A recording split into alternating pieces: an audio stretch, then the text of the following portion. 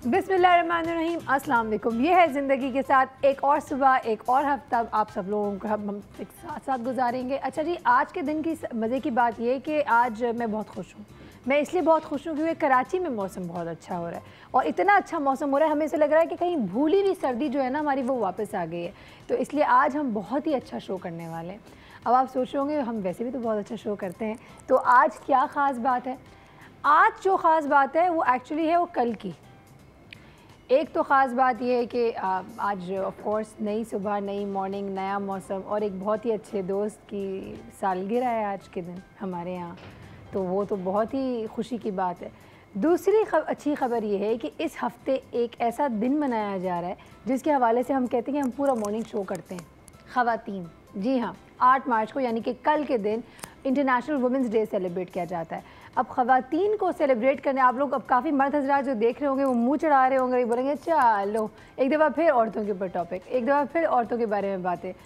तो अब आप सब जानते हैं बग़ैर औरतों के तो काम मुकम्मल ही नहीं हो सकता है। हम ख़वातीन अगर ना हो दुनिया में, कहते हैं ना, कोई एक सेइंग भी है कि वो, मुझे सेइंग अगर मैं बोलना शुरू करूँगी तो बिल्कुल गलत हो जाएगा, लेकिन कुछ ऐसा ही है कि बग़ैर औरतों की दुनिया में रंग नहीं होते। तो जी हाँ, किसी के घर में जब बेटी पैदा होती तो you know how amazing it is.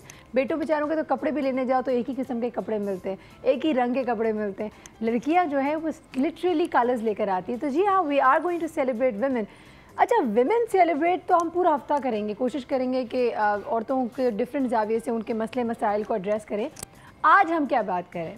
अच्छा, जब औरतों की बात करते हैं तो हमेशा एक दिमाग में होता है खूबसूरती, हमेशा होता है सुघरपन, दिमाग में आती है ना, एक्सपेक्टेशंस आती हैं और हर किसी का अपना एक पर्सपेक्टिव होता है कि इस किस्म की ख़ातून होनी चाहिए। कई आदमियों की भी आइडियल्स होती हैं दिमाग में। इसी तरीके से आज जो टॉपिक हम लेकर चलेंगे वो एक ख़वातीन के हवाले से ही है, लेकिन ख़वातीन की एक बहुत ही इम्पॉर्टेंट एस्पेक्ट के बारे में, विच इज़ देयर ग्रूमिंग। जितनी भी हसीन ख़ातून हो, वो अगर मुंह खोले और अगर वो उसके मुंह से कुछ, वो एक कमर्शियल भी आया था पिछले दिनों, आप लोगों ने देखा होगा, मैं नाम नहीं ले सकती उस ब्रांड का, लेकिन जब वो मुँह खोलती है तो लोग इधर उधर भाग जाते हैं।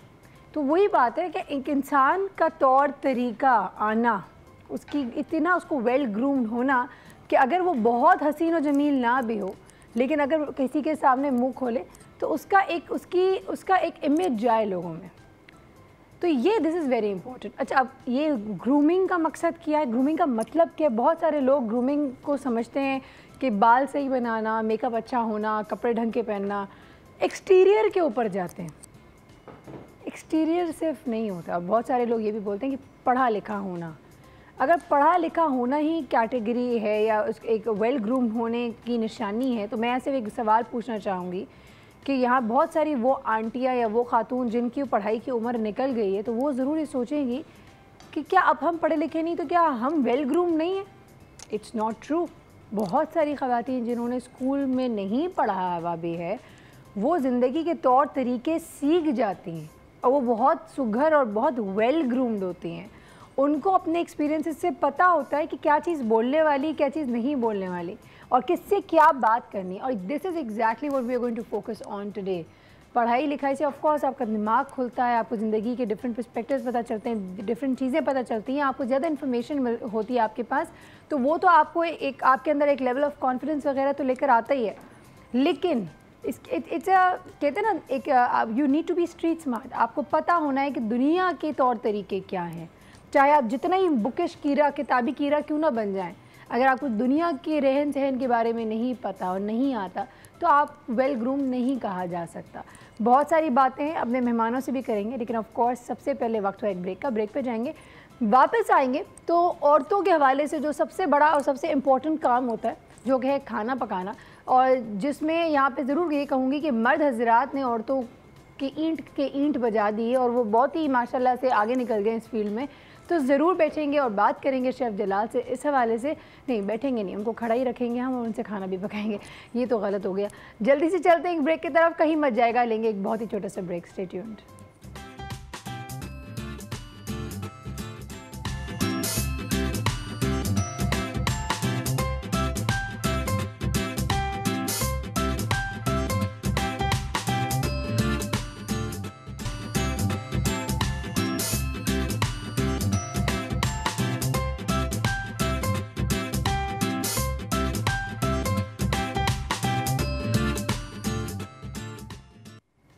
वेलकम बैक टू ये है ज़िंदगी। जी हाँ, जैसे कि मैंने प्रॉमिस किया था, हम सबसे पहले औरतों के उस हुनर के बारे में शो कर रहे हैं जो कि बेसिकली हम सब औरतों को आना चाहिए, और जिस औरत को नहीं आता है उसको बहुत पूहर समझा जाता है। जी हाँ, हम खाना पकाने के बारे में कह रहे हैं, और बहुत सारी ख़वातीन शौक़ से देखती हैं, और शेफ़ जलाल आपसे बहुत कुछ बात करना भी चाहती हैं। तो आज तमाम ख़वातीन को कह देते हैं कि अगर कोई सवाल पूछना चाहते हैं, कोई टिप जानना चाहते हैं, तो आपसे जान लें। सबसे पहले तो आपको सलाम। वालेकुम अस्सलाम। हसीन हमेशा की तरह आप लग रही हैं। Thank you so much. तो आपकी बातें तो मैं सुन रहा था। मेरी एक बातें आपको कितनी काम की लगती हैं, बताएं। इसमें से 99% जो आपकी बातें होती हैं, टॉपिक्स होता है आपका, वो यकीन करें कि काम का ही होती है। आपने 1% मेरा मजाक मस्ती को हटा दिया, देखा नहीं, 1% फिर हमारे साथ खाने की बातें आ जाती हैं। तो ख़वातीन के बारे में मैं कहूँगा कि जो ये हुनर है, हाँ, वो हमसे ज़्यादा अच्छा जानती है, हाँ, क्योंकि उनके हाथ में जो जायका है वो हमारे हाथ में नहीं है। Thank you so much. खुश करना आता है इनको। नहीं, बात खुश करने की नहीं है, क्योंकि मैं लिटरली मैं जब घर पे जाके ज़रूर खाना खाता हूँ रात में, अम्मी के हाथ पे, चाहे 2 बज जाए, 2:30 बज जाए, 3 बज जाए, बट ये है कि रात को मैं और भाई जब टाइम मिलता है रात को भाई और मैं दोनों साथ बैठ के खाते हैं। अगर भाई नहीं भी पहुँचे, लेट हो जाए, तो मैं रात को घर पे ही खाना खाकर सोता हूँ। How nice। तो वो जो बहन के हाथ का टेस्ट है, वो जो अम्मी के हाथ का टेस्ट है, वो रेस्टोरेंट में किसी होटल में बैठ के नहीं मिलता। बिल्कुल, उसमें मोहब्बत शामिल होती है ना। तो वो कहते हैं ना, अक्सर आपने सुना होगा कि मेरी अम्मी के हाथ की बिरयानी बड़ी ज़बरदस्त है, मेरी अम्मी के हाथ की खीर बड़ी ज़बरदस्त है। very true। तो वो वाली चीज़ जो है ना, वो वाला एलिमेंट आपको किसी रेस्टोरेंट में नहीं आता कि यार फलाने शेफ़ का जो है ना हाथ का जायका बड़ा ज़बरदस्त। कभी आपने अपनी अम्मी या बहन को कोई टिप्स दिए? मैं एक दफ़ा और उस पर एक आया है, हाँ, बहनें मेरी कम सिखाओगे मुझे आप। नहीं, निकाल देते किचन से, बोलते वेस्ट करते सारा खाना। देख, that's very true। ऐसे ये शेफ्स क्यों करते हैं? ये क्या बीमारी होती है? क्योंकि हमारे पास असल में रेस्टोरेंट के अंदर नहीं, राशन मुफ्त में होता है वहाँ पे।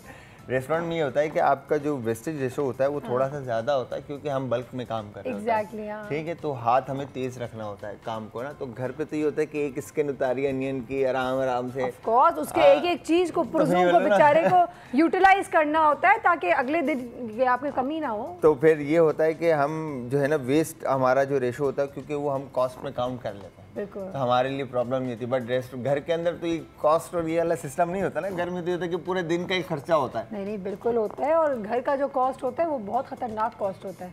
वो फिर सबसे खतरनाक, दिल पे लगने वाला कॉस्ट होता है। अम्मी को भी पता होता है कि क्या कॉस्ट। जी हाँ, बिल्कुल, क्योंकि जो होटलों वाला होता है ना, वो बेचारे एंड कंज्यूमर जो कस्टमर खा रहा होता है वहाँ पे उसके जेब पे लगता है, लेकिन घर पे हमारी जेब पे लगता है, इसलिए be very careful.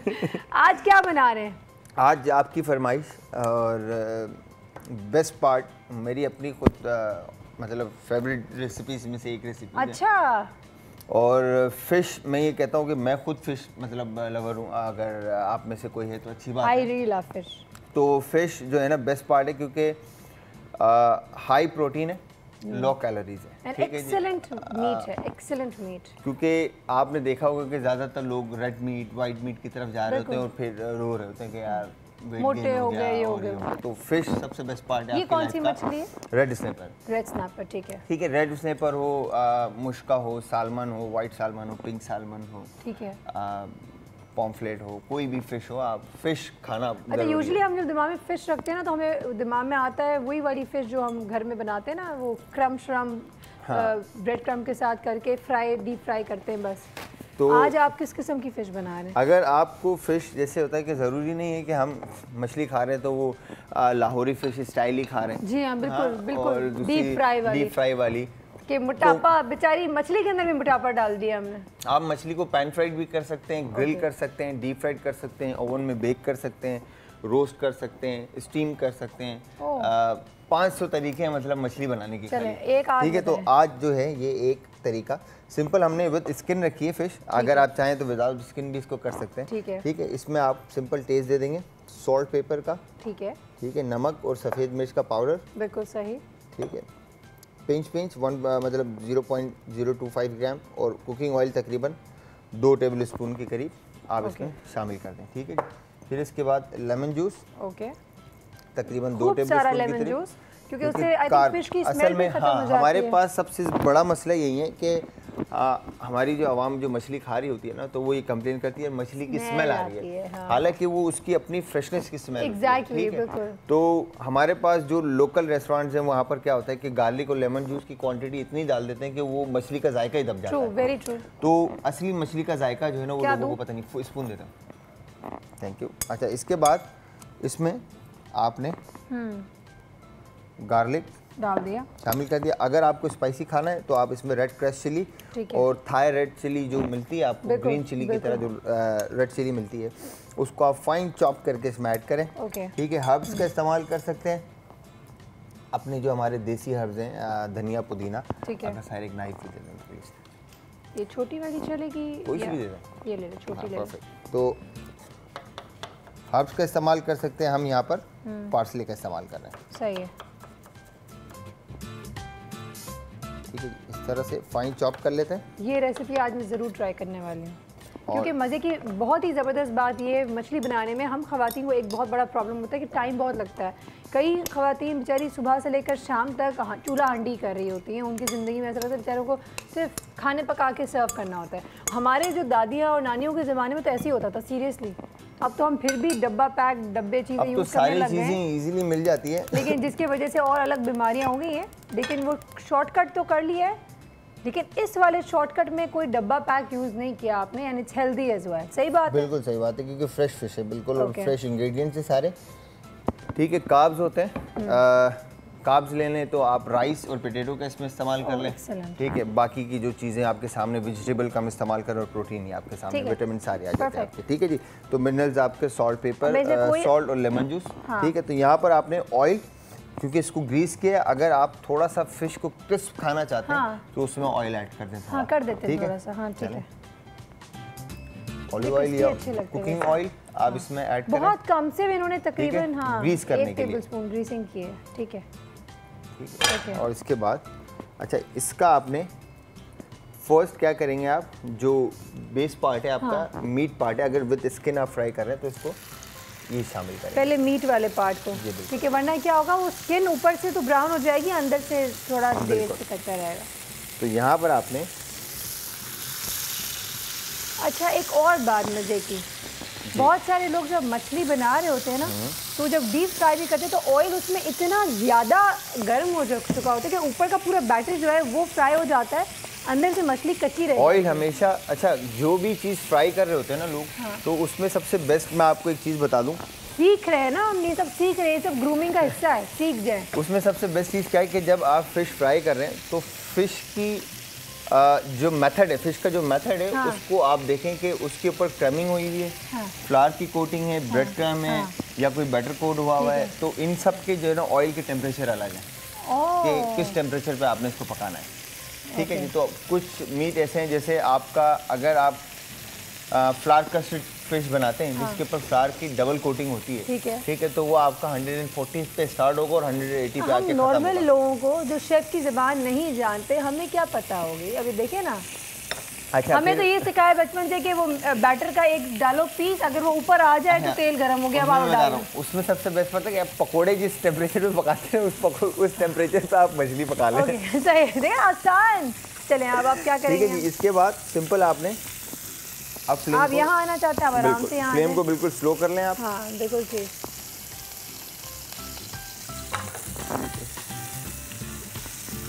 Oh wow, बहुत खूबसूरत। अब स्किन इसकी जब श्रिंक हो जाएगी, हल्का सा मीट नीचे से पकेगा, स्किन श्रिंक होगी आपकी, फिर साइड आप चेंज कर लें। अच्छा। अदरवाइज क्या होगा कि आपकी जो फिश है वो नीचे से स्किन जो है आपकी लग जाएगी। अच्छा, ठीक है। ठीक है, हो गया। आप देखें तो आपका मीट जो है वो आपने यहाँ पे मक्खन रखा और श्रिंक हो जाएगा। बटर वो है बिल्कुल, क्यों रखा? वो लास्ट में इसका सॉस बनाने के लिए इस्तेमाल करेंगे। सॉस भी बनेगा बिल्कुल, हल्का सा, बिल्कुल इसका लाइट सा बटरी सा सॉस बनेगा। ठीक है। अच्छा, इसके साथ वर्दे हम मिक्स ग्रीन सर्व करेंगे। हाँ। ठीक है जी। साल्सा बनाएंगे, इसको रख दें। Okay, perfect. ये भी उठा लेते हैं। और गरकिन अगर आपको मिल जाए तो वेल एंड गुड है। पिकल क्यूकम्बर आपको इजीली मिल जाते हैं जी, स्मॉल साइज़ के। ठीक है। उसके बाद आपने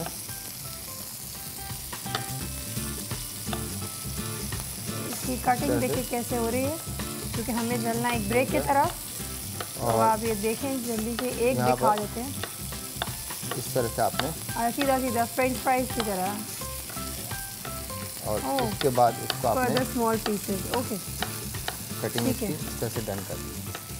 ठीक है, तो ये तरीका अगर आप बीच का खीरे का बीच का जो सीड वाला पोर्शन होता है, जो नरम पोर्शन होता है, वो हटा दिया इन्होंने ताकि ये क्रिस्प रहे, मतलब जब आप चंक्स जो है ना इसके फील आए। सही है, जबरदस्त। मैं जा सकती हूँ ब्रेक के साथ, आप भी कटिंग कर लें, लेकिन सॉस ऑफ कोर्स हमने व्यूअर्स के साथ ही बनाएंगे ताकि कोई चीज़ मिस ना हो जाए।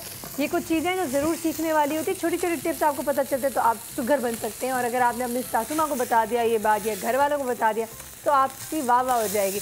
बहुत ही छोटा सा टाइम हो गया है ब्रेक का, ये आप देख सकते हैं एक तरफ से स्किन पक गई है।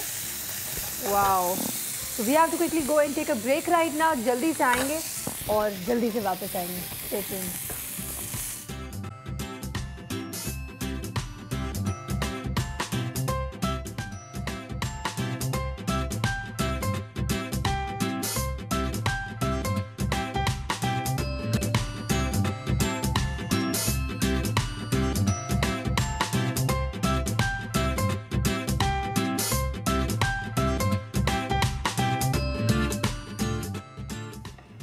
वेलकम बैक टू ये है जिंदगी। जी हाँ, अभी भी शेफ जलाल कुछ ना कुछ काट रहे हैं। क्या क्या काट दिया है और अब क्या होने वाला है? अच्छा, खीरा और दिल जो सोया मिलता है मार्केट में, वो हमने काट कर इसमें शामिल कर दिया और ये पार्सले ऐड कर दिया जी।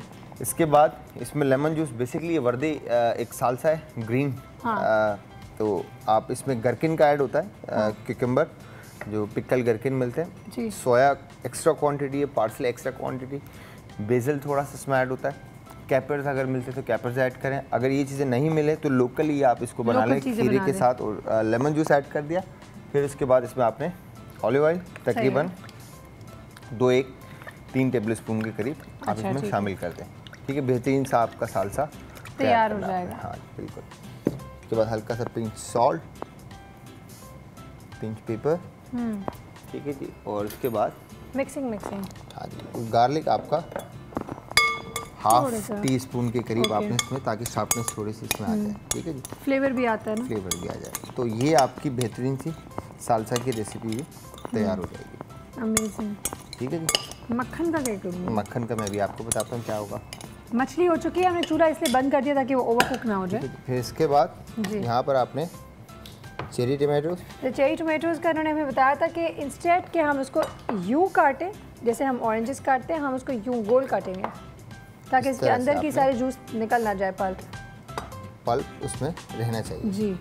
ठीक है जी, ये हो गया आपके इस तरह से। अब चेरी टमाटो इसमें ऐड कर आपने बिल्कुल हल्का सा इसको आपने मिक्स करना है, ताकि चेरी टमाटो मेरे जहन में एक चीज़ आ रही है। क्या चीज़? छोटे छोटे चीज़ के क्यूब्स होने चाहिए इसमें, कितने क्यूट लगेंगे। ऐड कर सकते हैं, है ना, ऐसे सालसा।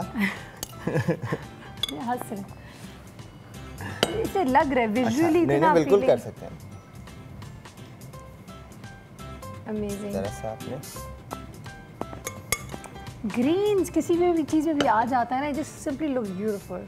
ये आ गया सालसा आपका, ग्रीन रेड, यस। फिर इसके बाद मछली को दुम से उठाएं, इस तरह से आपने फिश उठाई और इस पे लिटा दें। ये आपने फिश इस तरह से आ गई आपकी। लेमन यस का ½ पीस लेकर आपने ओके इस पार्ट पे रख दिया, तो ये ताकि आपको ऐसे लगे कि मछली तैर रही है। सजा भी दें आप उस मछली को। और कुछ और इसका मैं बताता हूँ अभी। ओहो, और भी कुछ होने वाला है अभी। बाकी के जो चेरी टमाटो हैं तो दफना दें इसको, उनको आप इस तरह से खूबसूरत करके रख दें। इसके मुंह पे भी रख दें बेचारे के, ऐसे लगे कि मछली उड़ेगी। अच्छा, फिर इसके बाद आपने बिल्कुल सही इधर इसका फ्लेम निकाल लेते हैं और बर्नर ऑन। यूजली तो घर पे ऐसे ही सर्व करते हैं, लो बेटा खा लो। जो आप जाते हैं किसी होटल पे तब वैसे सर्व किया जाता है। मेरे पास कॉल आ गई है जी, बिल्कुल कॉल ले सकती हूँ मैं? बिल्कुल। आप कुछ और भी कर रहे हैं? मैं सॉस बनाऊंगा। अच्छा, सॉस बनाया जा रहा है, वो देख लें, साथ साथ हम कॉल भी लेते हैं। मक्खन जो है वो पैन में डाला जा रहा है, उसको मेल्ट किया जा रहा है। तो let's take the call please. Hello. वालेकुम अस्सलाम, कौन बात कर रही हैं? मैं इमरान बात कर रही हूँ सरगोदा से। कैसी हैं आप? मैं बिल्कुल ठीक ठाक, आप सुनाए? ठीक है, बिल्कुल ज़बरदस्त, अल्लाह का बहुत करम है। क्या कहेंगी? मैं जलाल साहब से बात करना चाहूँगी। जी सुन रही हैं, बोले। जी अस्सलाम वालेकुम। वालेकुम सलाम, क्या हाल है? ठीक है? मैं ठीक। जी क्या कहेंगे? मैं आपसे कहना चाहूँगी, आप मुझे बहुत अच्छे लगते हैं। आप आज फिश बना रहे हैं और मेरे हस्बैंड को भी फिश बहुत अच्छी लगती है। बहुत बहुत शुक्रिया जी, बहुत बहुत शुक्रिया। तो मैं अपने हस्बैंड के लिए गाना गाना चाहूँगी। आप अपने हस्बैंड के लिए गाना गाना चाहेंगे? गाएं गाएं। कोई मसला तो नहीं है आपको? नहीं, मुझे क्या मसला होगा, आप गाएं, हम सुन रहे हैं, हम तारीफें करेंगे, तालियां बजाएंगे, गाएं। मैं तुमसे प्यार कितना ये हम नहीं जानते, मगर भी नहीं सकते तुम्हारे बिना। Wow, I am sure chef Jalal भी अभी तालियां बजाते अगर इनके हाथ में ये पैन ना होता। थैंक यू सो मच, बहुत बहुत शुक्रिया। क्या बात है, व्हाट अ स्वीट वाइफ है ना। बिल्कुल इस तरह से आपने हाँ जी सॉस जो है वो फिश के ऊपर डाल दी, डुबो दी इस बेचारी को, और ये बहुत ही यमी लग रही है। मजेदार सी रेसिपी जो है वो वैसे आपने मक्खन के अंदर, मैं तो कंफ्यूज हो गई थी, हमने गाने से डिस्ट्रैक्ट हो गई थी। मक्खन के साथ क्या क्या फिर? बटर, गार्लिक, सॉल्ट, पेपर और लेमन जूस ऐड करके आपने इसको हल्का सा कुक करना है, बटर मेल्ट और सॉस ऑन टॉप। वाओ ज़बरदस्त, ये मैं ज़रूर खा के आपको बताती हूँ कितना यमी बना है ये। इसकी खुशबू बहुत अच्छी आ रही है। लास्ट मैसेज क्या देंगे औरतों की ग्रूमिंग के हवाले से, प्लीज़ बताइएगा। मैं यही कहूँगा कि ख़वातीन ग्रूमिंग के हवाले से कि जैसी हैं वैसी रहें, अपने अंदर कोई कमी महसूस ना करें और जो सामने है उसको अच्छे से फेस करें और लेकर चलें। जिस तरह से आपने बताया था कि कुछ लोग पढ़े लिखे नहीं होते, बट मैं ये कहता हूँ कि अगर मेरी अम्मी माशाल्लाह से पढ़ी लिखी हैं, मतलब पढ़ लेती हैं सारी चीज़ें, और मगर मैं ये सोचता हूँ अक्सर कि अगर क्या कहूँगा मैं, लाइक यार कि बहुत अच्छी हैं मेरी अम्मी ने मुझे इस काबिल बना दिया, तो इससे बढ़कर और क्या है कि मैं कहीं पे आज इस मुकाम पे खड़ा हूँ। मतलब तीन रेस्टोरेंट्स में इस वक्त कंसल्टेंसी, 2 रेस्टोरेंट की कंसल्टेंसी कर रहा हूँ, 1 रेस्टोरेंट चला रहा हूँ, अपना भी शो कर रहे हैं, मेरा भी शो कर रहे हैं, आपका भी शो कर रहे हैं, प्लस केटरिंग कर रहे हैं। माशाल्लाह करें, माशाल्लाह। मतलब ये सब अम्मी की और अब्बू भाई इनके बदौलत है ना, बहनों की बदौलत है, फैमिली के बदौलत। तो ये वो लोग हैं जो आज लोग सोचते हैं, अक्सर मैंने ये देखा है कि शो टाइम बढ़ता जाएगा, तो अक्सर मैंने देखा है कि लोग कहते हैं कि यार अम्मा अब्बा पढ़े लिखे नहीं है, तो इनको कहीं इनके साथ थोड़ा सा जो है ना गैप रखना चाहिए, और या इनको पता नहीं होगा, इनको समझ नहीं होगी, उनको सब पता होता है, सब समझ में आ रही होती है, क्योंकि उन्होंने हमसे बहुत ज़्यादा जिंदगी गुजारी है। बिल्कुल, आपको पाल के इतना बड़ा कर दिया, इस काबिल बना दिया।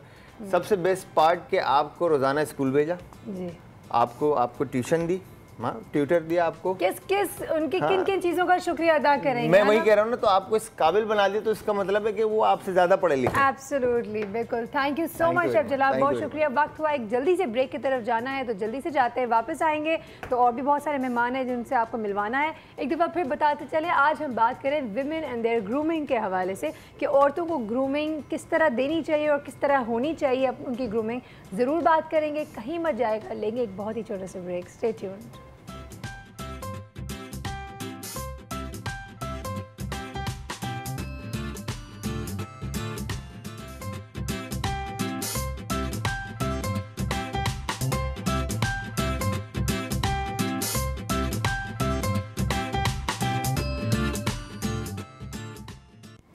वेलकम बैक टू ये है ज़िंदगी। हमारे साथ हमारी आज की पहली मेहमान आ चुकी हैं। अच्छा, शेफ़ जलाल को मेहमान इसलिए नहीं कहती हूँ मैं कि वो अब तो हमारी, वो कहते हैं ना घर की मुर्गी दाल बराबर, वो रोज़ आते हैं हमारे पास, तो वो अपने हो गए हैं बहुत। ये जो हमारी ख़ास मेहमान है, वो इनको क्यों बुलाया हमने, इनका बेसिकली काम क्या है, क्या काम करती है, आप सोचें। ये बहुत ख़ास काम करती हैं। एक तो ख़ुद भी खातून है, तो बहुत बड़ी बात है, क्योंकि हम विमेंस स्पेशल कर रहे हैं ये पूरा हफ्ता इनफैक्ट, तो इनको हमने ज़रूर बुलाया है कि वो भी आए और सेलिब्रेट करें हमारे साथ विमेन, और औरतों को बहुत सारे टिप्स दें। द मज़े की बात ये कि इनका जो काम है वो है ट्रेन करना। शी इज़ ए ट्रेनर, और ये क्या ट्रेन करती हैं, किस हवाले से ट्रेन करती हैं, और आज हमारे टॉपिक के बारे में क्या कहेंगी। Let's welcome with us we have Samra Ahmed. अस्सलाम वालेकुम समरा, कैसी हैं आप? मैं ठीक हूँ, आप कैसी हैं? ज़बरदस्त। अच्छा समरा, सबसे पहले तो आप मुझे बताएं, एज ए ट्रेनर अगर हम लोग ग्रूमिंग के बारे में लोगों को समझाएं, what is grooming in your eyes? अच्छा, ग्रूमिंग के जो है वो डिफरेंट पर्सपेक्टिव होते हैं। एक तो जब हम एकदम से ख़वातीन की स्पेसिफिकली ग्रूमिंग की बात करते हैं तो आपके ज़हन में सबसे पहला जवाब ये आता है कि जी बॉडी की ग्रूमिंग, हाँ, ठीक है, कैसे कपड़े कैसे बन रहे हैं, कौन सा मेकअप लगाया है, कैसा लग कैसी लग कैसे, हाँ, लग कैसी रही है, हाई हील्स पहनी नहीं पहनी, फैशन के मुताबिक शर्ट पहनी है नहीं पहनी। और हमारा ज़्यादातर फोकस जो होता है बॉडी की ग्रूमिंग के ऊपर होता है कि हम दिख अच्छे जाएं, ठीक है। लेकिन जो मेरे लिए ग्रूमिंग है वो है आपकी मेंटल ग्रूमिंग और आपकी सोल की ग्रूमिंग, आपकी इमोशन की ग्रूमिंग जो है वो बहुत ज़्यादा मैटर करती है। अच्छा, मेंटली अगर आप मैच्योर होते हैं ना तो फिर या इमोशनली आप मैच्योर होते हैं, इमोशनली आप वेल ग्रूम्ड होते हैं, आपको अपने बारे में पता होता है, आप किसी चीज़ जो कोई भी कॉन्फ्लिक्टिंग सिचुएशन आती है तो उसमें आप ओवर रिएक्ट नहीं करते, आप रिस्पॉन्सिव होते हैं उसमें, तो वो बेसिकली समझदार हो जाते हैं। तो वो आपकी पर्सनैलिटी के अंदर और दिखने लगता है, आप दिखने में भी ऑटोमेटिकली खूबसूरत दिखने लगते हैं। आप अंदर से क्लीन होते हैं तो आप जो रिफ्लेक्शन होती है वो बाहर से भी आपकी बहुत क्लीन आती है। अच्छा, वैसे अगर मैं ये सवाल आपसे पूछूं कि आपने अपनी ज़िंदगी में किसी ऐसी शख्सियत से मुलाकात की है जो एक्सटीरियर जिसका बड़ा अच्छा हो लेकिन जब मुंह खोला तो इंटीरियर से घबराहट हो गई हो? अगर ऐसा कभी हुआ है तो ज़रूर बताइएगा। बहुत दफ़ा ऐसा हुआ है। एक इंस्टेंस शेयर करना होगा, लेकिन ब्रेक का टाइम हो गया, ठीक है? तो अभी आई नो हम अभी आए थे, लेकिन जल्दी से एक ब्रेक की तरफ जाना होगा। बहुत ही छोटा सा ब्रेक लेंगे, लेकिन ब्रेक के बाद हमें समरा बताएंगी अगर ज़िंदगी में इनके जो इन्होंने कहा बहुत सारे लोग ऐसे आए, उनमें से कोई एक इंस्टेंस हमें बताएं जिसमें उन्होंने ऐसे एक्सटीरियर और इंटीरियर में डिफरेंस देखकर घबरा गई हों और फिर उन्होंने इसको किस तरह सही किया, वो ज़रूर जानेंगे। आपके ज़िंदगी में अगर ऐसा कभी हुआ है तो do give us a call and talk to us. Well groomed औरत जो होती है, वेल ग्रूम्ड लड़की जो होती है, वो नॉर्मल लड़की से किस तरह फ़र्क होती है, एक वेल ग्रूम्ड होने की क्या क्या निशानियां हैं, ज़रूर जानेंगे एक छोटे से ब्रेक के बाद। So stay tuned.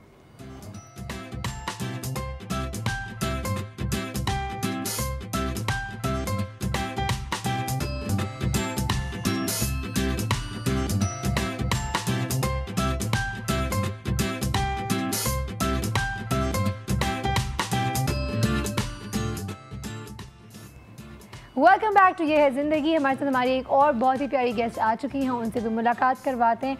अगर ग्रूमिंग की बात करते हैं, जो अभी हमने बात कर भी रहे थे कि कपड़े plays a very important part, तो बताते चलूँ कि ये जो भी हमारी गेस्ट हैं, she is basically a designer, बहुत दफ़ा आ चुकी है। Let's welcome with us we have Nida Khurram.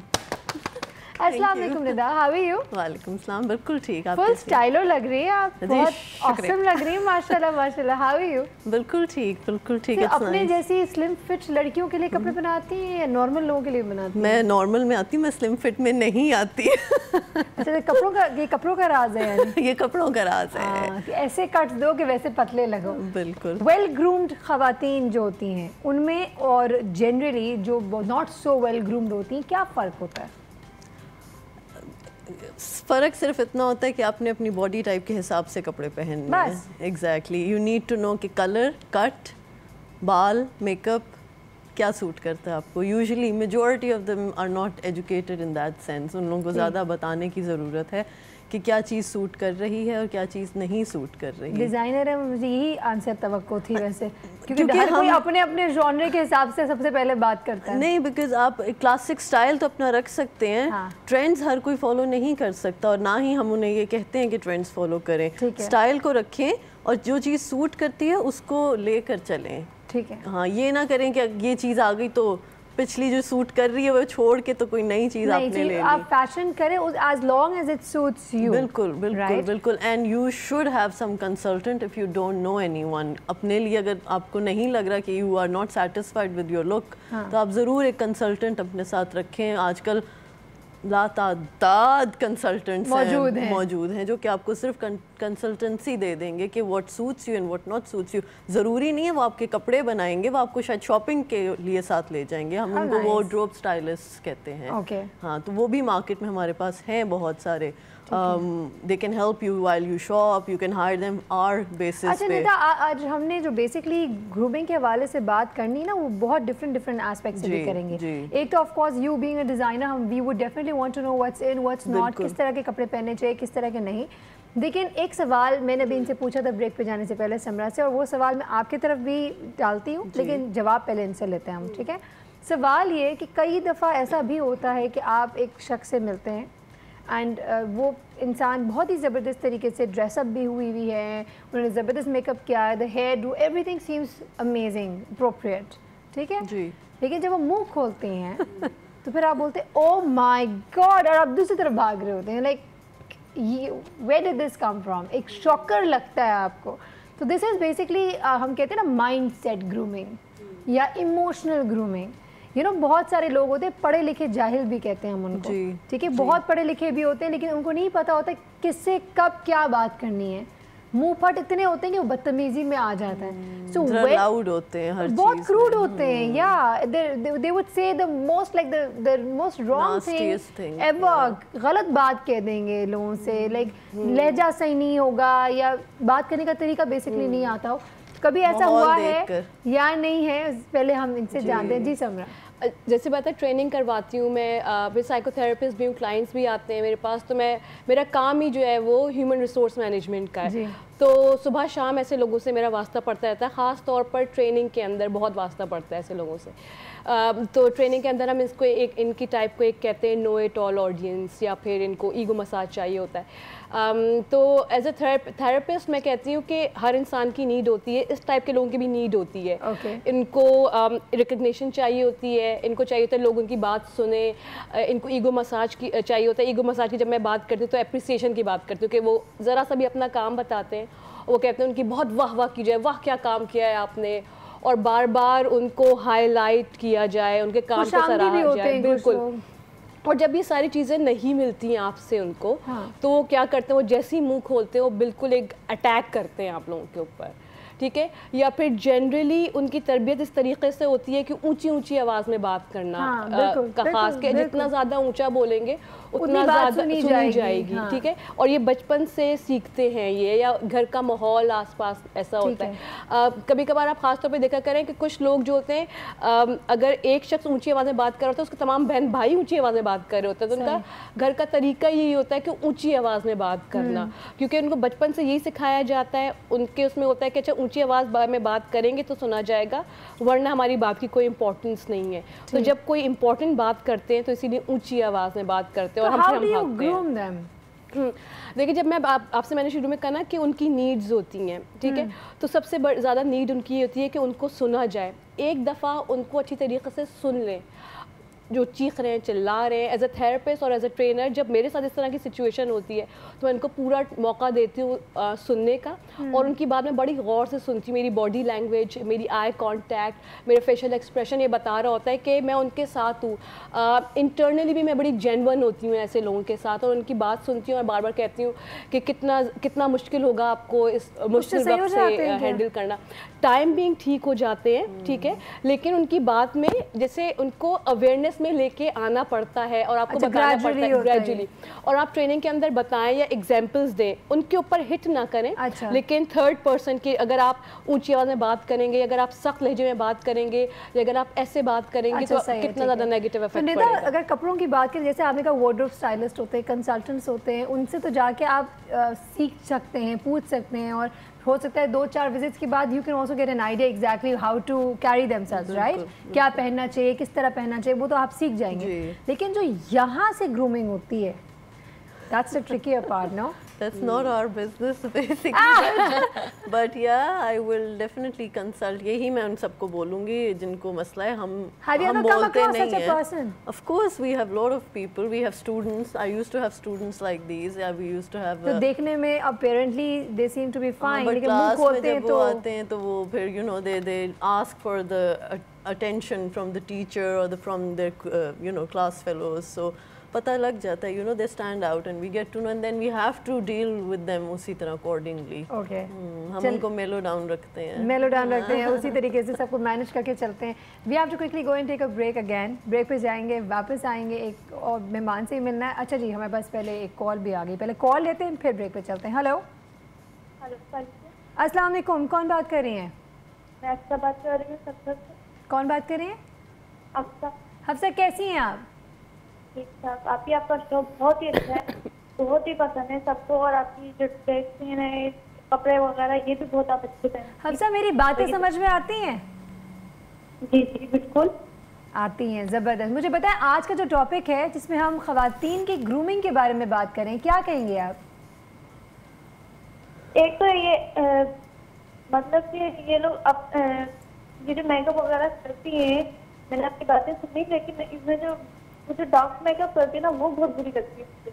जो डार्क मेकअप करती हैं जी, ठीक है, उनके जो कपड़े होते हैं वो अलग होते हैं और वो जो चेहरे पे मेकअप वगैरह करा होता है वो अलग होता है। अच्छा नहीं देखो, ये तो एक अलग बात होगी ना, एक तरफ मेकअप ख़राब होना या कपड़ों की स्टाइलिंग ख़राब होना, ये तो एक ग्रूमिंग में आता ही है कि आप सीख जाएं और समझ जाएं कि किस किस्म के कपड़े पहनने चाहिए, किस किस्म का मेकअप होना चाहिए, वो तो हम आपको आज बताएंगे भी। लेकिन जो दिमाग से ग्रूमिंग होती है कि क्या सही है क्या गलत है, किस तरह के तौर तरीके कैसे होने चाहिए, किसके सामने किस वक्त पे क्या बोलना चाहिए, इस हवाले से क्या कहेंगे आप? घर पे डिपेंड करता है ना, वो लोग घर पे आवाज में बात करते हैं, किस आवाज में बात करते हैं। जैसे हमारे यहाँ तो बिल्कुल हल्के आवाज में बात करी जाती है। तो ये तौर तरीके आप कह रही हैं बेसिकली जब ग्रूमिंग का जो बहुत एसेंशियल पार्ट होता है वो घर से आता है। ज़बरदस्त, थैंक यू सो मच अस्मा, बहुत शुक्रिया आपका। काफ़ी देर से मुझे इनकी आवाज़ सही समझ में नहीं आई थी, बेचारी अस्मा को हफ्सा कह रही थी, वेरी बैड। एक और कॉल दे दें प्लीज़। हेलो, अस्सलाम वालेकुम। वालेकुम अस्सलाम, कौन बात कर रही हैं? मैं राहिला बोल रही हूँ कराची से। कैसी है राहिला? बहुत टाइम बाद आपकी कॉल लगी है। हाँ देखिए, आपको याद है सायरा? बिल्कुल, मैं नाम नहीं भूलती, आवाज़ भी नहीं भूलती। हाँ जी जी, मुझे बहुत ट्राई तो बहुत की है मैंने काफी दिनों से, लेकिन आज मेरी कॉल मिल गई है। I am so glad call लग गई। राहिला, आज के टॉपिक के बारे में क्या कहेंगी? आज के टॉपिक का ये है कि घर का माहौल जो है ना मेन चीज होती है ग्रूमिंग के लिए। हाँ, कि जैसा माहौल है, बात घर का माहौल ये होता है कि ऊंची आवाज में नहीं बोलना, बदतमीजी नहीं करना, चीखो पुकार, गला फाड़ फाड़ के नहीं बोलना, ये सब कुछ शामिल होता है। उसके बाद फिर होता है कपड़े, लिबास, सब कुछ वो आप किस तरह पहनती हो और उसके हिसाब से चेहरा किस तरह सेट कर किया जाता है। ठीक है। बात लोग होते हैं कि कपड़ों का कलर और होता है और मेकअप में लिपस्टिक डार्क डार्क निकली हुई अजीब सी लगा लेते हैं। तो ये सारी चीजें जो है ना उसको देख के चलना चाहिए। जबरदस्त। हमारे मेहमानों से कोई सवाल पूछना चाहती हैं आप? जी, निदा से ये पूछूंगी कि मेरी भतीजी की शादी है तो बच्चियां मेरी कह रही हैं मेहंदी पे किस तरह का लिबास पहनना चाहिए। चले सही है, बहुत ही जबरदस्त सवाल है। Very good miss Rahil, thank you so much.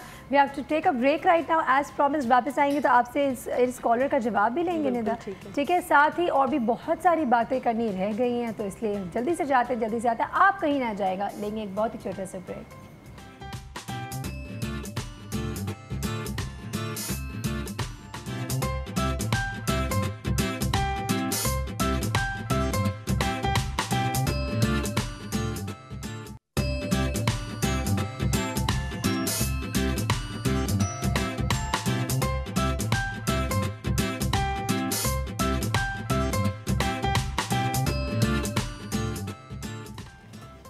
Welcome back. अगर अभी अभी टीवी ऑन किया है तो बताते चलें कि आज हम बात करें ख़वातीन के ग्रूमिंग के हवाले से। एंड एज प्रॉमिस्ड हर एस्पेक्ट से, हर जाविये से बात करना है। मिलवाती हूँ आपको हमारी थर्ड गेस्ट से आज के दिन की। She is of course a beautician, a stylist. Let's welcome with us we have Beenish Parvez. अस्सलाम वालेकुम, कैसी हैं आप? Long time Beenish. Yeah long time, I think it's been a year. अभी साल नहीं हुआ, लेकिन अभी साल से कम हुआ है। Really? 8 महीने शायद। 8-9 महीने। कैसी हैं आप वैसे? बस ठीक ठाक, आप बताएं कैसी हैं? Looking as great as ever, माशाल्लाह माशाल्लाह। As stylish as ever. Thank you. Grooming के हवाले से बात करनी है। ऑफ कोर्स अगर आपसे पूछूंगी ग्रूमिंग के हवाले से तो 2-4 चीज़ें ज़रूर बात आती हैं। मेकअप के हवाले से जानना चाहेंगे because a lot of people do horrible makeup. उनको नहीं पता होता है, वो अपनी अच्छी खासी शक्ल को ऐसा बिगाड़ देते हैं कि देखने वाला घबरा जाए। तो उस हवाले से ज़रूर बताइएगा। ऑफ कोर्स निदा से आज हमें अपनी कॉलर के सवाल का जवाब भी लेना है, तो पहले निदा आप जवाब देते इससे पहले कि और कॉल्स आने शुरू हो जाए और फिर हम भूल ही जाएंगे वो बेचारी कॉलर का जवाब देना था।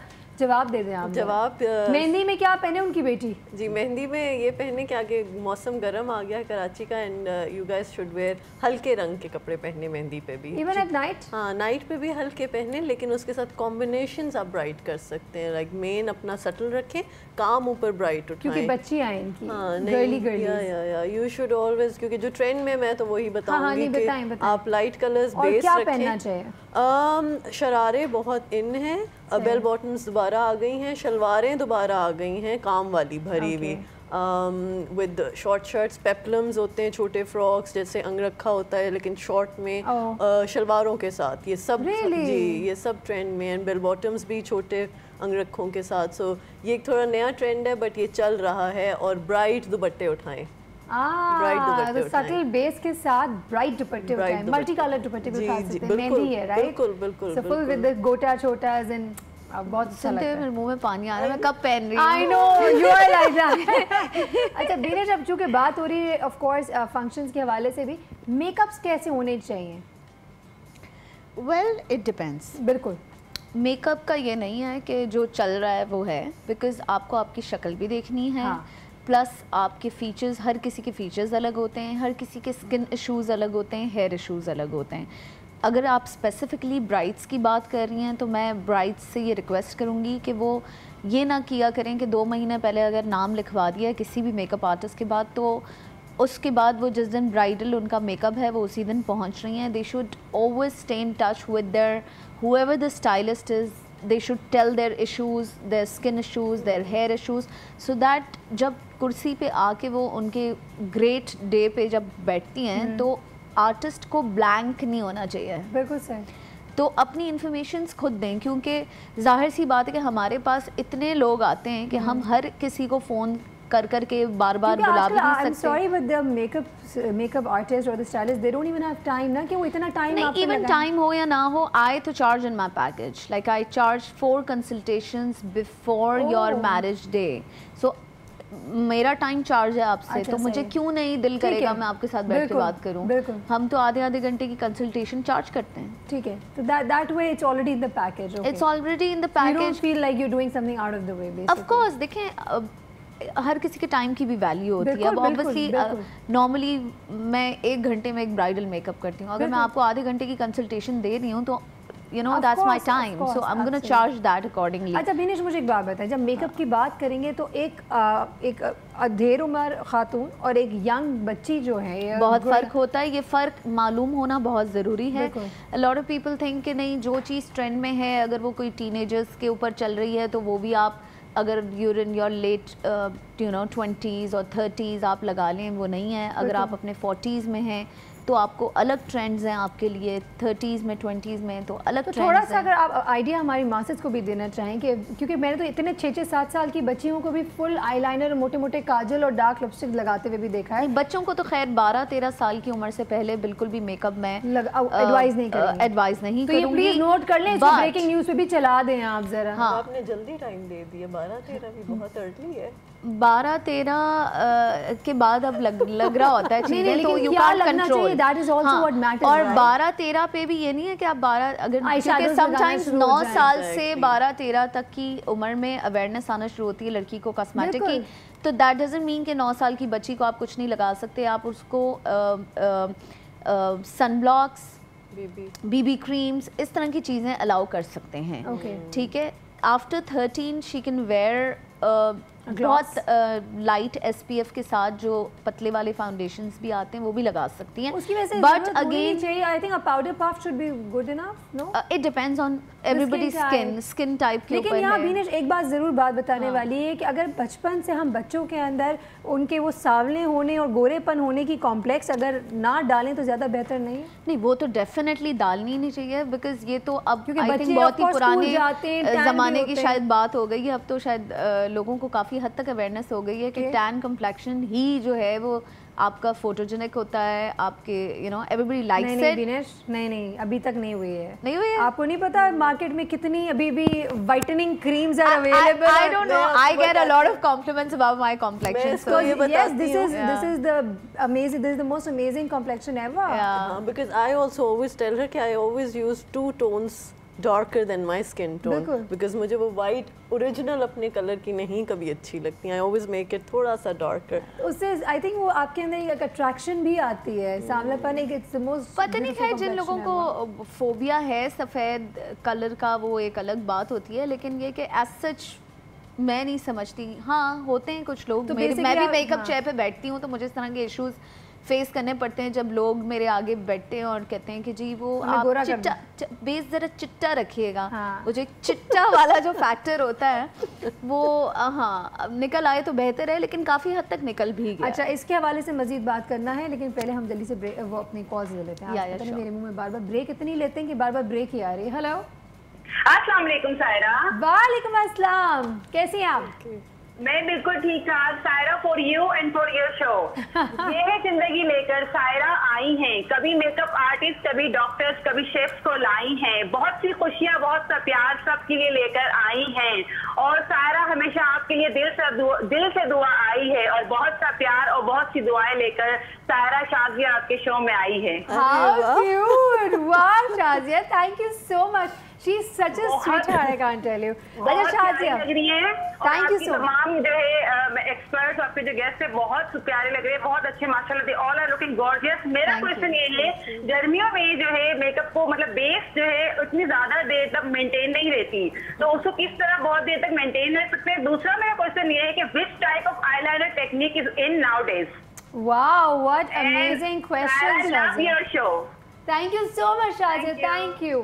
अच्छा जी, हमें जल्दी से जाना है एक ब्रेक की तरफ। इनके बहुत काम के सवाल हैं जिसका जवाब आप देंगे इस ब्रेक के बाद। जल्दी से जाते हैं, जल्दी से आते हैं, आप कहीं ना जाएगा। लेंगे एक छोटा सा ब्रेक।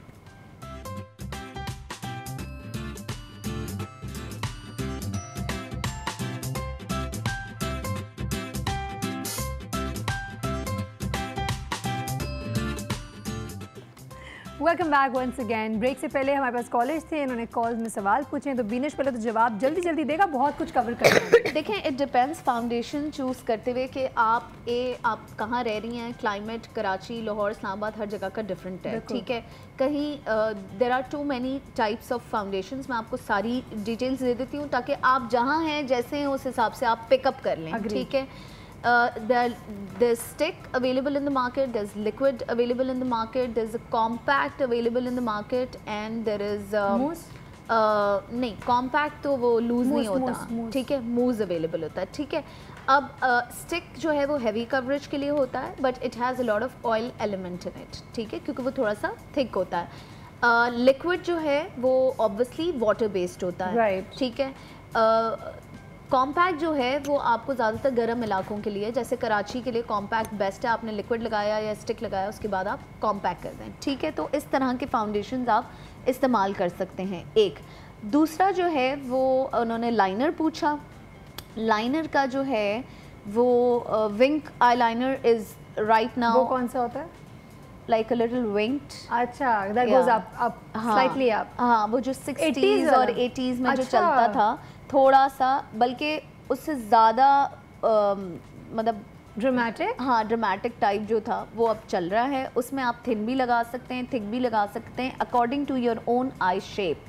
Don't forget कि if you're going for any sort of liner, you need to see your own eye shape. अगर आपकी droopy eyes हैं तो different तरीके से eyeliner लगता है, चाहे वो winged हो चाहे वो normal eyeliner हो। अगर आपकी you know this eye gap is very little तो आप बहुत thick eyeliner पे नहीं जा सकते, आपको लग जाएंगे। हाँ, चीनी लगेंगे। So इस तरह की चीज़ों को आप मद्देनज़र रखते हुए आप अपना लाइनर लगाएं। जी, आपकी क्या रिकमेंडेशन होगी बच्चियों को, गर्ल्स को basically, at what age liners या आई मेकअप की तरफ आना चाहिए?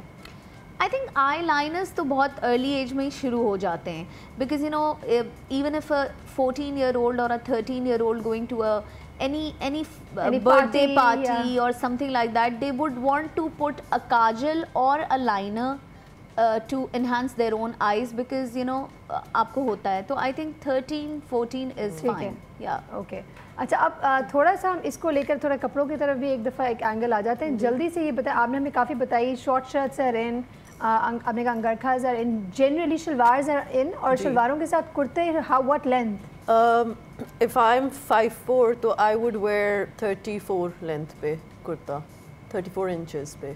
34 इंचेस एग्जैक्टली बताइए, टिल नी लेंथ होना चाहिए, नी से थोड़ा सा ऊपर, थोड़ा सा ऊपर विद द शलवार्स। आप आम रेगुलर अब आप देखेंगे आपके लॉन वगैरह में भी जितने कैंपेन्स आ रही हैं, मेजॉरिटी एवरीवनस यूजिंग। अच्छा निदब, someone who is slightly heavy from their lower part, तो वो किस तरह अपने आप को थिन भी रख सकते हैं? स्ट्रेट पैंट्स, उसमें बेल बॉटम्स ना पहने, बिल्कुल स्ट्रेट पैंट्स पहने, और थोड़ा सा जो बॉक्स शेप कुर्ते होते हैं वो पहने, थोड़े से not too fitted and not too खुला। बॉक्स शेप सबसे अच्छे होते हैं, like a tunic sort and with छोटे चाक बंद से बंद कोशिश करें अगर you're heavier from your lower part, because हम मेजॉरिटी सारे पेयर शेप्ड हैं पाकिस्तान में। अच्छा, वही बात अभी हम कर रहे थे, जब ग्रूमिंग के हवाले से बात करना चाहते हैं तो हमेशा सबसे ज़्यादा फोकस एक्सटीरियर के ऊपर होता है। अभी हम इंटीरियर के ऊपर भी जाने की कोशिश करें। मेरा एक सवाल मैंने इनसे भी किया आपसे भी करती हूँ बीनेश, वैसे कभी आपने कभी ऐसा देखा है खातून जो कि अपेरेंटली पहनना ओढ़ना सब आता है, ठीक है, लेकिन जब मुंह खोलती हैं तो मुंह खोलना नहीं आता सही तरीके से? हाँ, देखें ग्रूमिंग में just because I am stylist, हमारे डिपार्टमेंट में मेकअप और हेयर आता है, ज़रूरी नहीं है कि मैं इस बारे में बात करूँगी। मेरा जितना एक्सपीरियंस है and plus I worked with all the celebrities also this and then normal लोगों को भी हम ग्रूम करते हैं, तो एक्सपीरियंस आपको बहुत ज़्यादा हो जाता है। जो मैं समझती हूँ मेकअप और हेयर से पहले आपकी इंटरनल ग्रूमिंग होती है, बिकॉज अगर निदा एक बहुत अमेजिंग सा जोड़ा मुझे बना के देंगी, अगर मुझे उसको कैरी नहीं करने आया फ़ायदा क्या? Like a lot of time I have Warne her clothes for may be red carpets और वेरेवर आई गो, तो लिटरली मुझे लोग मुंह पे कॉम्प्लीमेंट करते हैं कि यार मॉडल्स से ज़्यादा अच्छा आपने कैरी किया। Why? Because those models are not groom to handle that fashion, okay? So you need to groom yourself in that way also, कि आपने अगर कोई कट पहना है, कोई कपड़ा पहना है, तो उसमें आपकी क्या बॉडी पोस्चर्स होने चाहिए, उसको आपको कैरी कैसे करना चाहिए। फिर बात करना और चलना फिरना तो बहुत खाना पीना भी, I am sorry, there are dining manners also. Absolutely. Like I've gone to dinners where I have sat with people जिनके साथ मैं खाते खाते रुक जाती हूँ और मैं कहती हूँ ओ माय गॉड, मतलब ऐसा भी होता है। कभी आपने टोका है किसी को? कभी आपने करेक्ट करने की कोशिश की? देखिए हमारे यहाँ प्रॉब्लम ये कि आपको करेक्ट करने के लिए भी सामने वाले को देखना बहुत जरूरी होता है, आगे रिएक्शन बिकॉज हमारे यहाँ लोग ऑफेंसिव ले लेते हैं, ऑफेंसिव हो जाते हैं कि जी मतलब हाउ डेयर यू, आपने बोला कैसे, मतलब क्या मुझे नहीं आता, क्या मुझे नहीं पता। ये अप्रोच जैसे लोगों की होती है तो आप उनसे कोई बात नहीं कर सकते आप, because that's a barrier you are putting in front of anybody to tell you to correct yourself or to learn, to correct you, to make you learn or to advise you or whatever. क्योंकि वक्त अच्छा बहुत कम है, very quickly हम समरा आपकी तरफ आना चाहेंगे। क्या वेल ग्रूम्ड इंसान की अगर हम बात करते हैं क्या निशानियां हैं? उसको पढ़ा लिखा होना ज़रूरी है? What are the attributes that a well groomed person should have? देखिए पढ़ाई का ग्रूमिंग से ताल्लुक़ है, लेकिन इतना ज़्यादा ताल्लुक़ नहीं है। पढ़ाई आपको बहुत ज़्यादा नॉलेज देती है, लेकिन ग्रूमिंग आपको ग्रूमिंग की जब आप बात करते हैं तो आप ग्रूमिंग इज़ इक्वल्स टू तरबियत, और तरबियत कौन करता है? तरबियत आपका मास्टर करता है, तरबियत आपके घर वाले करते हैं, तरबियत आपके फ्रेंड्स वगैरह करते हैं। बिल्कुल, सबसे पहले तो माँ बाप करते हैं। मैं माँओं को खास तौर पर ये एडवाइस करूँगी कि भूल जाएं कि बच्चे को सब कुछ स्कूल सिखा देगा। जो माँ की गोद सिखाती है, जो माँ तरबियत देती है, अगर एक बच्चे को माँ मना करती है ना किसी चीज़ के लिए, 10,000 लोग मना कर देंगे, 10,000 लोग मना कर देंगे, वो नहीं सुनेगा। लेकिन जब उसकी माँ उसको मना करेगी, उस एज की बात बता रही हूँ जिस वक्त बच्चा बात भी नहीं कर सकता होता है, उसको समझ आएगी। तो उसी तरह जब तक एक माँ अच्छी तरबियत, क्यों कहते हैं कि आप एक औरत को एजुकेट करें बनिस्बत अगर आपके पास पैसे कम है, एक बेटा है एक बेटी, आप अपनी बेटी को एजुकेट करें,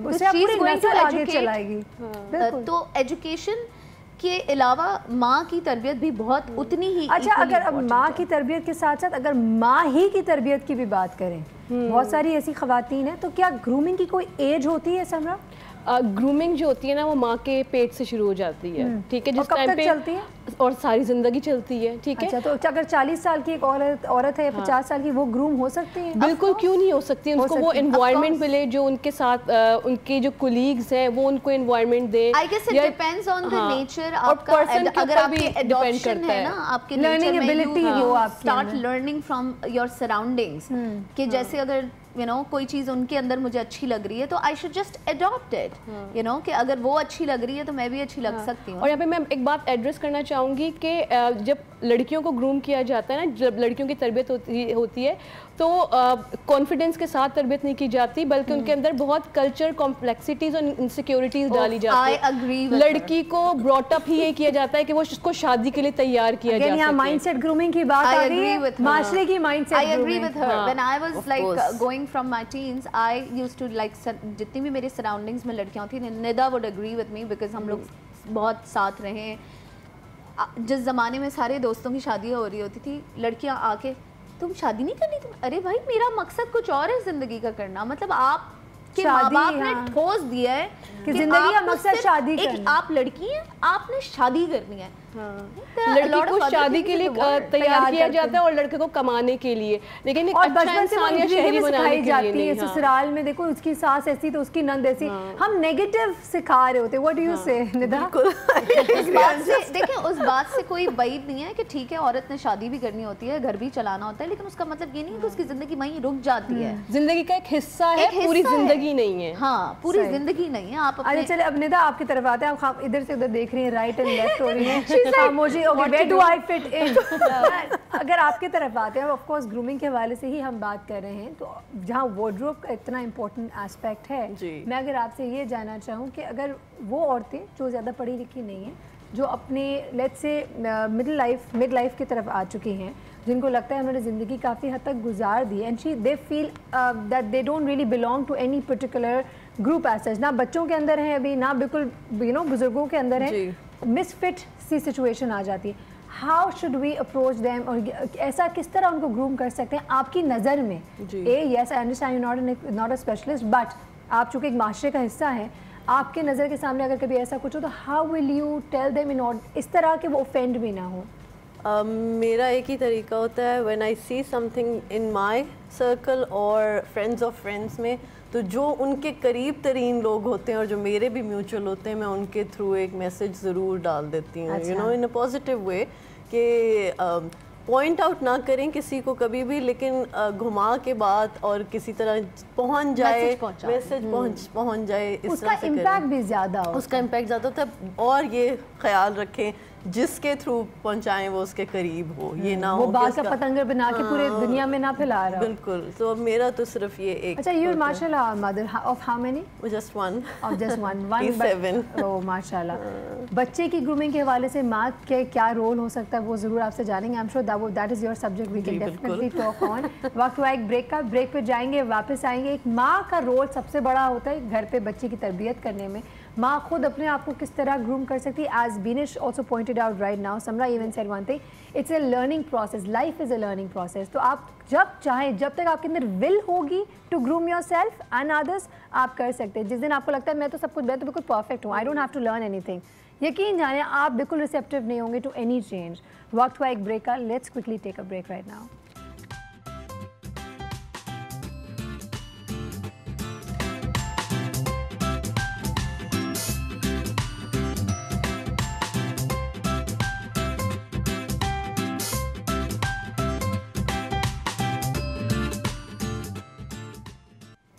वेलकम बैक वंस अगेन। वक्त चूँकि बहुत कम हो गए, मैसेजेस की तरफ भी आना है, तो निदा आपकी तरफ आए हम वापस से। हाँ, एज अ मदर किस तरह ग्रूम करना चाहिए, इसी को आप मैसेज भी बना लें। एज अ मदर बच्चे की बात सुने, कुछ हद तक मान भी लें, और जहाँ लगे कि वो अपनी लिमिट क्रॉस कर रहा है, अच्छे से समझाएं, चीख और पुकार से नहीं, क्योंकि वो जवाब भी आपको उसी तरह मिलेगा एंड में। और आप कहीं के नहीं रहते जब आपको ये बाहर कहीं मिलना शुरू हो जाए, तो इज्जत मिलेगी। ये मैंने आई थिंक पिछली दफ़ा भी लास्ट शो में भी यही कहा था कि रिस्पेक्ट देंगे तो रिस्पेक्ट मिलेगी, और बच्चों के साथ भी ऐसे ही है। Amazing message, I must say. अब आप क्या कहेंगे समरा? मैं ये कहूँगी कि हर कोई ज़्यादातर जो होता है वो अपनी फ़िज़िकल ग्रूमिंग के ऊपर काफ़ी तवज्जो देता है, लेकिन अपनी मेंटल ग्रूमिंग और अपनी स्पिरिचुअल ग्रूमिंग तो क्या आप तवज्जो दें। आप दुनिया के किसी भी कोने में चले जाएं, जब तक आपको इंटरनल पीस नहीं मिलेगा ना, आप इधर उधर भागते ही रहेंगे, और इंटरनल पीस आपको उसी टाइम पे मिलेगा जब आप अपने आप को एक्सेप्ट करेंगे और जब आप अपनी इनर पे तवज्जो देंगे। बिल्कुल सही। अंदर खूबसूरत होता है ना, अंदर क्लीन होता है तो बाहर भी खूबसूरत ऑटोमेटिकली नजर आना शुरू हो जाता है। Totally agree with you, totally agree with you, love that message. क्या बात है, आप क्या कहेंगी बीनेश? वेल, जहाँ तक मेकअप और हेयर का ताल्लुक है, वो सारी चीज़ें बहुत इंपॉर्टेंट हैं, लेकिन उन सारी चीज़ों का कनेक्शन हर इंसान की अपनी डाइट से भी है। वाह। तो आपको किसी भी इंसान को, मैं समझती हूँ कि अपनी हेल्थ की चीज़ों को निगलेक्ट नहीं करना चाहिए, बिकॉज यू नो आपके फ्रूट्स, आपकी वेजिटेबल्स, आपकी योगा, आपकी एक्सरसाइज जो खाते हैं वो दिखता है। हाँ, वो सारी चीज़ें आपकी स्किन और बाल पे दिखेंगी, आपका हेयर लॉस नहीं होगा, आपकी स्किन ख़राब नहीं होगी। तो सबसे पहले अपनी डाइट पे तवज्जो दें, बिकॉज डाइट की वजह से आपके मूड्स के भी इश्यूज काफ़ी हद तक सॉल्व हो जाते हैं। तो खाना पीना अपना सेहतमंद रखें, उसके बाद आप ऊपर जो भी पहनेंगे, जैसे भी कुछ भी लगाएंगे तो आप अच्छे ही लगेंगे। और then again I agree with her कि आपकी मेंटल हेल्थ का भी आपको ख्याल रखना है, because if your content from inside, no matter whatever you wear, like I have a lot of friends जो कुछ भी पहनने वो कंफ्यूज रहते हैं, और मैं वो इंसान हूँ जो मुझे एंड टाइम पे भी आप 15 मिनट पहले भी मुझे एक जोड़ा दे दें और आप मुझे कहें ये पहन के बैठ जाना है, चाहे वो अजीब व गरीब कट का हो, she is known me for that, I'll be wearing that with the confidence। तो वही बात है कि आप अंदर से कंटेंट होना बहुत ज़रूरी है। Absolutely, ज़बरदस्त। थैंक यू सो मच, आप तीनों का बहुत बहुत शुक्रिया।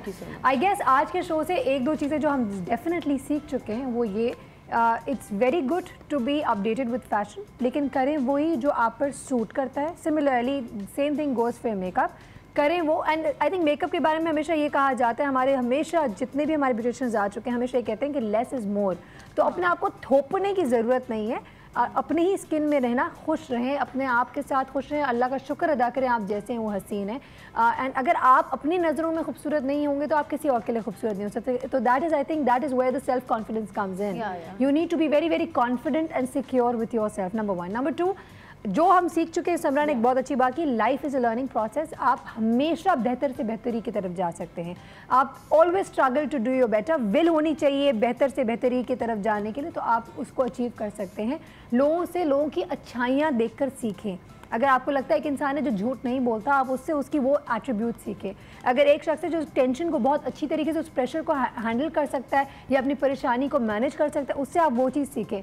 तो चाहे आप एक 50 साल में, 60 साल में, 40 साल में, 30 साल में, 20 साल में, किसी भी एज ग्रुप में हैं, आप उन लोगों से आप कभी भी कुछ भी सीख सकते हैं। तो सेल्फ ग्रूमिंग की कोई एज नहीं होती है। पढ़ाई लिखाई इंसान को ऑफ कोर्स एक एज देती है, लेकिन उस इंफॉर्मेशन को नॉलेज बना लेना, that gives you an upper hand, and I think that is what matters। खुद भी अपने सेल्फ ग्रूमिंग की तरफ आप तवज्जो दें, अपने इर्द गिर्द अपने प्यारों, अपने बच्चों पे भी फोकस करें, अपने प्यारे और दोस्तों को प्यार मोहब्बत से समझाइए। आई think that is what my message for today would be. Saira Kabir हमारे मेहमान, हमारी टीम को इजाज़त दें। अल्लाह हाफ़िज़।